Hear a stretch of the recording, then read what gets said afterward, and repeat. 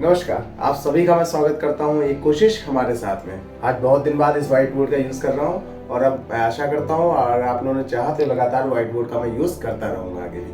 चलिए स्टार्ट करते हैं। आज मैंने टॉपिक जो उठाया है क्लास 9th का उठाया है मेंस्ट्रुएशन।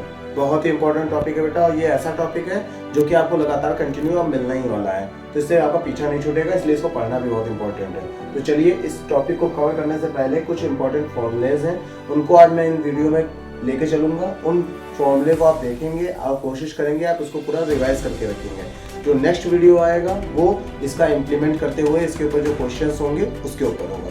तो चलिए स्टार्ट करते हैं। पहला जो फॉर्मूला आपको दिखाया है area of a triangle 1/2 base into height, सबको पता है। ट्रायंगल होगा उसमें 3 साइड्स होंगी, तो उसका जब पेरीमीटर निकाला जाएगा तो सबको पता है पेरीमीटर का मतलब क्या होता है, सम ऑफ ऑल द साइड्स।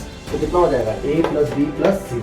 अब अगर मान लीजिए वो ट्रायंगल हमारा जो है इक्विलैटरल ट्रायंगल हो जाए जिसमें all the sides are equal, तो हमारा फॉर्मूला क्या बनता है। अब एरिया का फॉर्मूला बनेगा √3/4 a²। एक और कुछ नहीं है, वो साइड ही है, ठीक है। जो इक्वल साइड है उसी की बात कर रहा है, साइड स्क्वायर हो जाता है वहाँ पे और √3/4 हो जाता है।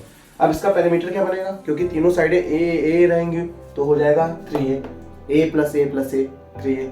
तीसरा फॉर्मूला क्या बनेगा, वो बनेगा area of isosceles triangle. Isosceles triangle जिसमें दो साइड्स हमारी इक्वल होंगी, तो इसके लिए एरिया के लिए फॉर्मूला क्या बनता है 1/4b √4a² - b²। ये a और b और कुछ नहीं है, ये साइड्स है हमारी। ओके, अब नेक्स्ट आते हैं इसका पेरीमीटर क्या होगा। पेरीमीटर अगर दो साइड्स इक्वल है तो a + b, तो 2a + b हो जाएगा, ठीक। फोर्थ आता है एरिया ऑफ द रेक्टेंगल। सबको पता है, तो बहुत इजी है कि लेंथ इनटू ब्रेड्थ होता है। इसका पेरीमीटर का फॉर्मूला होगा 2 इन द ब्रैकेट l + b होगा, ठीक। एरिया ऑफ स्क्वायर, ये भी सबको पता है, साइड स्क्वायर होगा और इसका जो पेरीमीटर होगा 4 × साइड होगा। अब जो एक और नई चीज आती है वो पैरेललोग्राम के से रिलेटेड आती है, ट्रेपेजियम आएगा और रोम्बस आएगा। इसके फॉर्मूले देख लेते हैं। एरिया ऑफ अ पैरेललोग्राम होगा, उसमें बेस भी आ जाएगी हमारी और हाइट भी आ जाएगी, तो इस चीज का ध्यान रखिएगा। पैरेललोग्राम में एरिया का फॉर्मूला होगा बेस इनटू हाइट, ठीक है। और जो एरिया ऑफ रोम्बस की बात करेगा तो उसमें 1/2 प्रोडक्ट ऑफ डायगोनल्स हो जाता है। इसके क्वेश्चन इस तरीके का होगा, आपको मिलेगा कि 2 डायगोनल्स की वैल्यू दे रखी होगी किसी रोम्बस की, वो कहेगा इसका एरिया निकालो, तो आपको कुछ करना नहीं होगा, 1/2 d1 × d2 कर देना होगा, वहां से आपका एरिया कैलकुलेट हो जाएगा। नेक्स्ट जो आता है फॉर्मूला आपका ट्रेपेजियम के लिए आता है, जिसका फॉर्मूला बनता है 1/2 sum of parallel sides multiply by height. 1/2 in the bracket sum of parallel sides multiply by height. इससे हम लोग एरिया ऑफ द ट्रेपेजियम निकाल सकते हैं। तो आपका आज का जो काम होगा, आपका काम ये होगा कि आप ये जितने फॉर्मूले मैंने बताए इन सारे फॉर्मूलेस को आप रिवाइज करेंगे और अच्छी तरीके से अपने दिमाग में बैठा लेंगे, क्योंकि जो एक्सरसाइज है पूरी इन्हीं फॉर्मूले से बनी हुई है।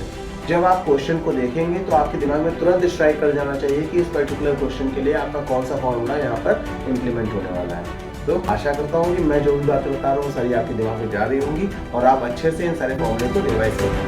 अब इस वीडियो को मैं एंड करने जा रहा हूँ, तो मैं आपको कुछ मोटिवेशनल थॉट्स देना चाहता हूँ, ताकि उस मोटिवेशनल थॉट के सहारे आप आगे भी कोशिश करते रहें और एक कोशिश हमारे साथ को आगे बढ़ाते रहें। तो मोटिवेशनल थॉट आपके लिए ये है कि आपने कभी भी देखा होगा चींटी को देखिए लगातार वो कोशिश करती रहती है और लास्ट में कहीं ना कहीं वो अपने गोल को अचीव भी कर लेती है।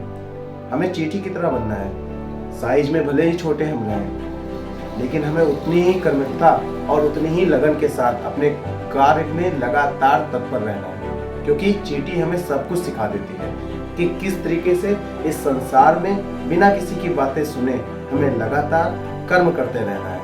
और कर्म जब हम करते रहेंगे तो हम अपनी सफलता की तरफ लगातार आगे बढ़ते चले जाएंगे और जिस भी गोल के लिए हम तत्पर हैं वो गोल हमारे पास अपने आप आएगा। इसी आशा के साथ कि आपको मोटिवेशनल थॉट कहीं ना कहीं प्रेरित करेगी, इस वीडियो को मैं एंड करता हूँ। जय हिंद, जय भारत।